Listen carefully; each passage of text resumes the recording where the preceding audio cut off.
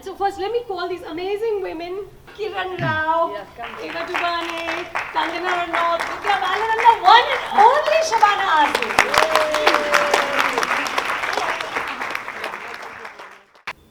Women in film, there's great irony in the title, because I'll be hard pressed to find a film festival that has a panel called Men in Film.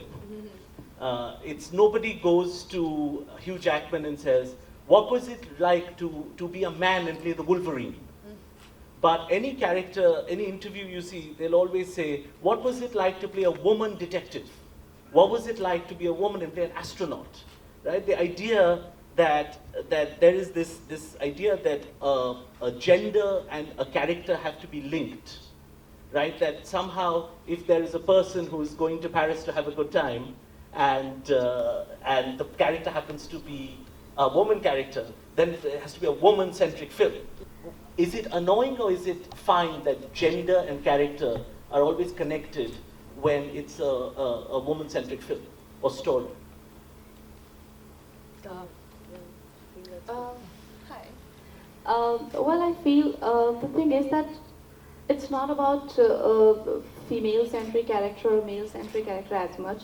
It is about a character which has been loved and lived. Right. So if, like, you remember that character from Midnight in Paris, or whatever the film's name is, it's because that character has been identified with. And I think that's why people remember a character. You can't just go and make a film with a woman and feel that people will sit up and take notice.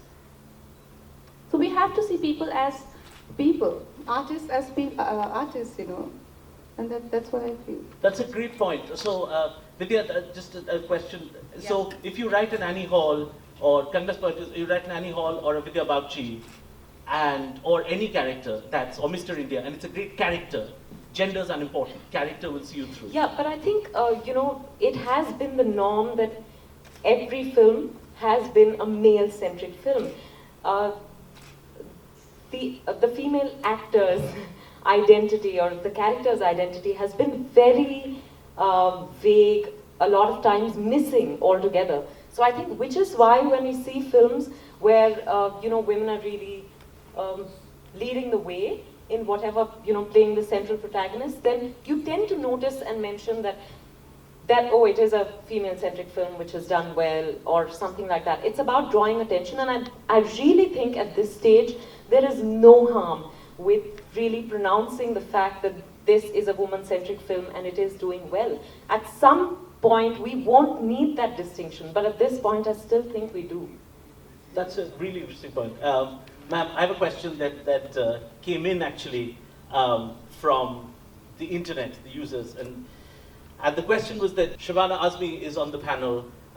She's seen it all. She's seen the great movies and the art house movies, Rishikesh Mukherjee and present day movies. Please ask her, tell us everything. That's the question. I'm trying to narrow it down to something more specific. Like a Rishikesh Mukherjee film, where a character is a musician, she's a singer, husband was also a singer, she starts doing well, he starts feeling bad. Inherently strong female characters always existed. They were just not labeled as X film or Y film.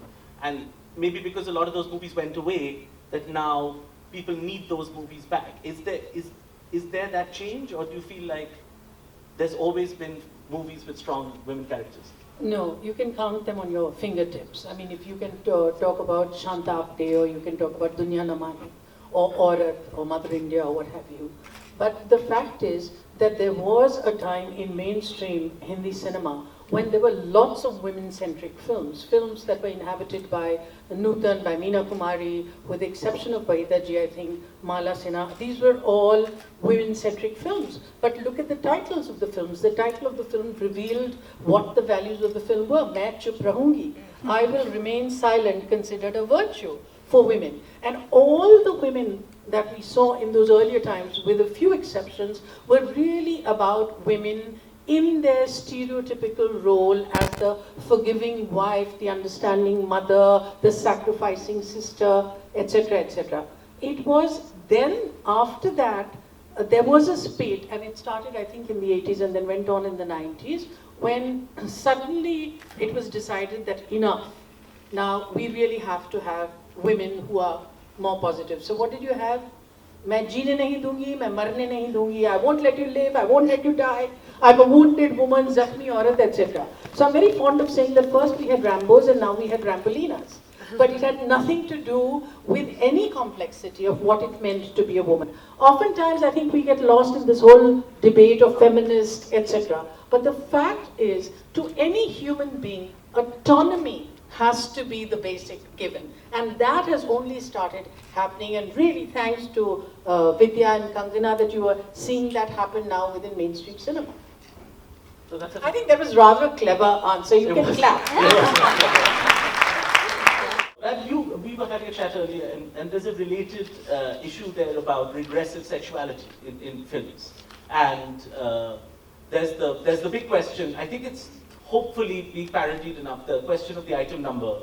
You know, there are now hopefully enough. Okay, don't say any further because I have lots of opinions on this. Just save your question. It's one of my favorite topics. Shabana, tell Eva what an item number. Oh yes, Eva, this is only exclusive to the Hindi film industry. Yeah. Which means that there is a story, and there's a protagonist, and there's an antagonist, and... Yeah, not just Hindi, I think Indian. Indian, okay, alright, Indian. So there's this story, and it's moving, and suddenly comes this raucous body number, in which this female who's got nothing to do with anything comes and shakes her bottoms and wiggles her breasts, and that becomes an item number in itself, which has got absolutely nothing to do with the film. That's the one that's played on television, and people supposedly go to watch the film because of that. It's got nothing to do with the story. Nothing. It's an entity by itself. And it doesn't apparently objectify. Great definition. You see, the interesting thing is I've spoken to actors about it, and I have been responded to, well, if so-and-so male actor can show his butt, why can't I show my cleavage? So I said, well, if he's happy to be commodified, does that justify that you want to be commodified too? Now, the dangerous thing within the item number is that in an apparent bid to celebrate your sensuality, which is great, because why shouldn't women celebrate their sensuality? You're actually surrendering to the male gaze, because the business of cinema is the business of images. How the camera moves over you decides the gaze. So when you have a woman with a heaving bosom, a shaking navel, and a swiveling hip, in fragmented images, you are robbing the woman of all autonomy and subjecting her to the male gaze. Now, for Christ's sake, that is not a celebration of sensuality. So I think it's very, very important that we understand that difference. And then there are women who say, no, this is a choice, I want to do it, it's fine. If that's what you want to do, let it be an informed choice. You then need to make the choice that yes, I will sing मैं तंदूरी मुर्ग हूँ मुझे गटका लो alcohol के साथ और मुझे फेविकॉल हूँ मैं क्या हूँ. Make that choice knowing that there is going to be a 5-year-old child, so there is a sexualization of children that's going to happen, who is going to be singing and beating her breasts. If you are willing to take responsibility for that and yet continue to do with it, more power to you. I don't agree with it. So I have to ask this, and this is more specific to comedy movies. Is it just people are blind to this? They think that only men can be funny? I mean, in Hollywood in particular, is it changing now that so much of the talent, including hosts of the Oscars, are women? I mean, is it fair to say now that people accept that women can be really funny comedians and open movies? Yeah, I mean, I don't think it has anything to do with what people truly, or what the system of Hollywood truly thinks women can't do, or black people can't do, or Latino people can't do, or Indian people can't do. I think that it speaks to the gaze. There's a dominant gaze.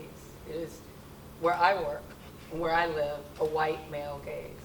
And anything that is not white and anything that is not male is outside of that gaze. It's on the edges, it's on the margin. And so it's not about ability, it's not about a lack of understanding. We're talking about Amy Poehler like there was never a Lucille Ball. Correct. I mean, it's just, and everyone in between. Gilda Radner, I mean, Lily Tomlin, it goes on, and those are just the white women.